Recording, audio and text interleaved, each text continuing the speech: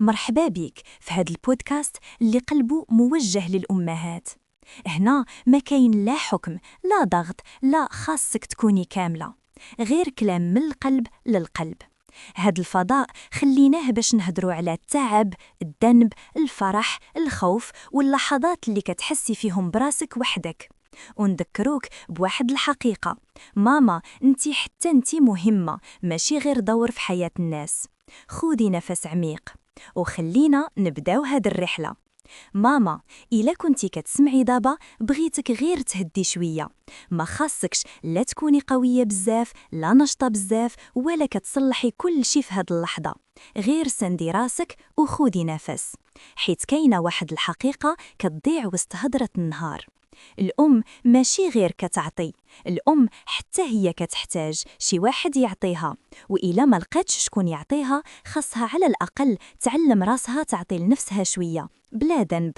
غادي نبدا معاك بسؤال واحد وكوني صادقة مع راسك. شحال هادي ما سولتيش راسك أنا كيف دايرة؟ ماشي الدار كيف دايرة، ماشي الولاد كيف دايرين، ماشي الناس شنو كيقولوا، ولكن انتي كيف دايرة؟ شنو ناقصك؟ شنو كيتقلك؟ شنو كتبغي غير ترتاحي منه؟ حيت بزاف ديال المامات كيعيشوا واحد الحالة اللي ما كيهضر عليها حتى حد.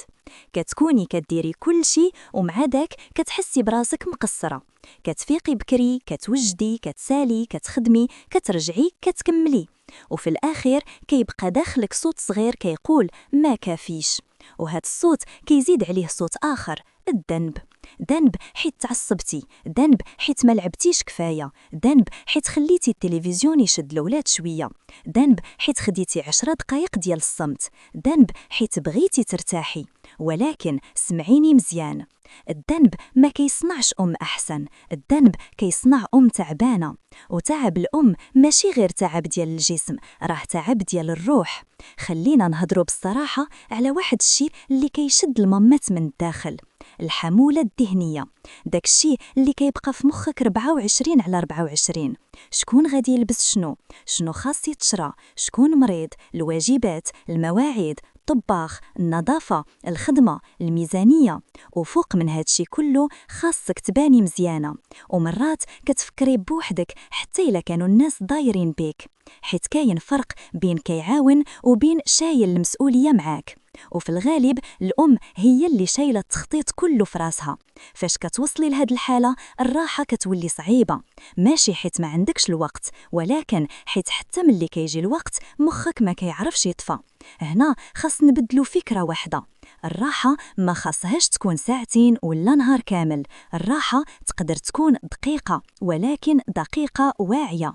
جربي راحة ديال المامات بحال وصفة خفيفة، نفس عميق قبل ما تدخلي للدار، كاس ديال المدافي ولا أتاي وتشربيه ببطء، ماشي وانتي كتجري، دقيقة كتسندي ظهرك وكتغمضي عينيك، دعاء صغير بنية نفس جديد، وكلمة لراسك أنا كنحاول وأنا كافية. ما تحقريش هاد الحوايج، حيت الا ما خديتيش هاد الدقائق الصغار غادي يتخادوا منك ساعات، بالمرض، بالعصبية، بالاحتراق. وخليني نقولها كيف ما هي، الاحتراق ماشي دليل باللي انت ضعيفة، الاحتراق دليل باللي انت كنتي بوحدك بزاف وكنتي كتعطي بزاف بلا ما يرجع ليك شي حاجة. دابا نهضروا على فخ كيطيحوا فيه بزاف ديال المامات. خاصني نكون مثالية.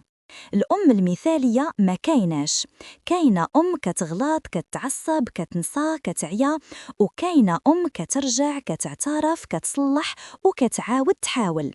الوليدات ما محتاجينش كاملة، محتاجين حاضرة ولو بعيوبها، حاضرة بقلبها ماشي غير بواجباتها. واش عارفة شنو كيتعلم الطفل ملي كيشوف أمه كتقول تعيت؟ كيتعلم باللي التعب ماشي عيب، وباللي الاعتراف قوة، وباللي الراحة حق. دابا نجيو لنقطة حساسة، بزاف ديال المامات كينساو راسهم وكيوليو غير دور، أنا ماما وصافي. وحتى إلا كنتي كتخدمي الدور كيغلب وكتسولي فين مشات أنا. غادي نقول ليك خبر زوين، انتي ما مشاتش غير سكتات وكتحتاج ترجعيها شوية بشوية. كيفاش؟ أول حاجة، قولي الحقيقة، قولي لها لراسك قبل الناس: أنا كنعيا، أنا محتاجة مساعدة، ما قادراش ندير كل شي بوحدي، محتاجة وقت صغير نكون غير أنا.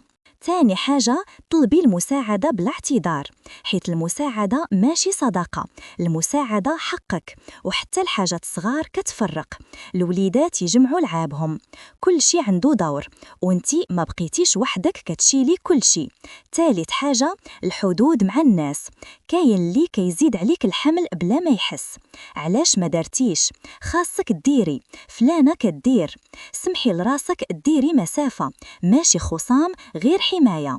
رابع حاجة، الهضرة اللي كتقولي لراسك، حاولي تبدلي أنا مقصرة أنا كندير اللي نقدر، تبدلي أنا ما صالحة لوالو أنا تعبانة ومحتاجة راحة. الكلمة كداوي وكتجرح وانتي اللي كتختاري. دابا نديرو تمرين صغير، دقيقة ونص، مناسب للمامات.